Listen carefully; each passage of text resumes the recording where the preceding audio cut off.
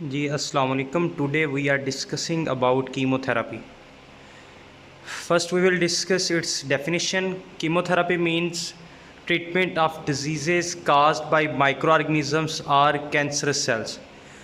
So, or we can say that use of such chemicals or such drugs that are intended to treat diseases caused by microorganisms or cancerous cells. So cancerous cells हों या microorganisms की वजह से होने वाली जो diseases हों, उसको treat करने के लिए जो methods adopt किया जाता है, जो therapy adopt की जाती है या वो जो drugs उसके लिए adopt की जाती हैं, वो कहलाता है कीमोथेरापी।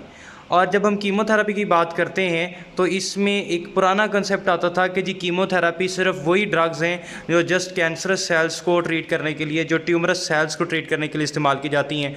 बट लेटर ऑन ये कंसेप्ट जो है ये थोड़ा सा ब्रॉड स्पेक्ट्रम में गया कि नहीं जी, कीमोथेरेपी बेसिकली ना सिर्फ कैंसरस सेल्स बल्कि अदर माइक्रो ऑर्गेनिजम्स की वजह से लाइक फंजाई, प्रोटोजोआ और बैक्टीरिया की वजह से होने वाली डिजीज़ को ट्रीट करने के लिए भी इस्तेमाल की जाती है।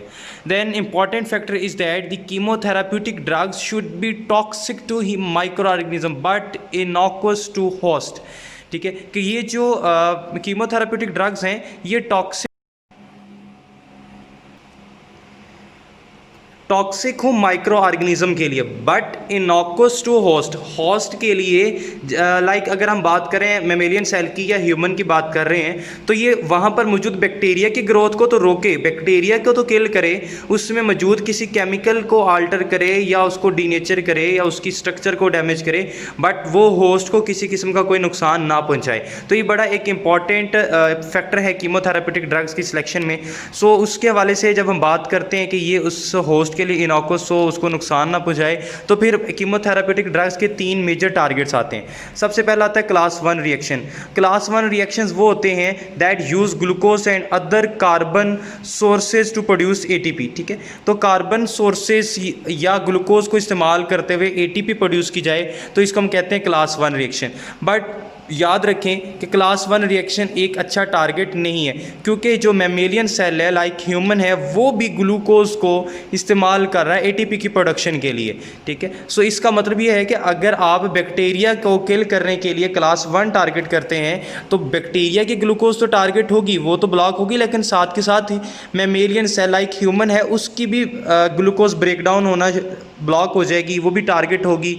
ठीक है, और ना सिर्फ ये बल्कि अगर आप बैक्टीरिया में ग्लूकोज को ब्लॉक कर देंगे, जी ग्लूकोज ब्लॉक हो गया, बैक्टीरिया में सोर्स ऑफ एनर्जी ब्लॉक हो गया, वो एनर्जी नहीं बनाएगा, उसकी ग्रोथ रुक जाएगी, नहीं, बल्कि बैक्टीरिया फिर ग्लूकोज को छोड़ के दूसरे सब्सटेंसेस लाइक अमाइनो एसिड्स को, लैक्टेट को as a source of energy लेना शुरू कर देता है। ठीक है, सो इसका मतलब ये है कि क्लास 1 रिएक्शन एक अच्छा टारगेट नहीं है। नेक्स्ट हम बात करते हैं क्लास 2 टारगेट की।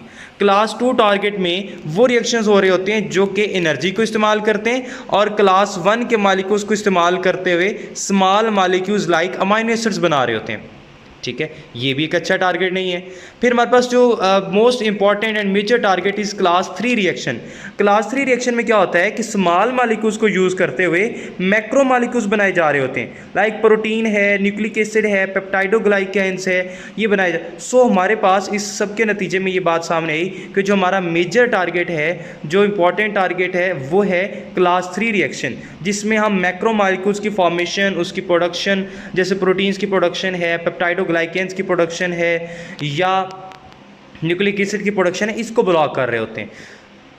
So it's all about chemotherapy. Next we will discuss about all the drugs that are involved in chemotherapy and how they target their intended microorganism or cancer cells.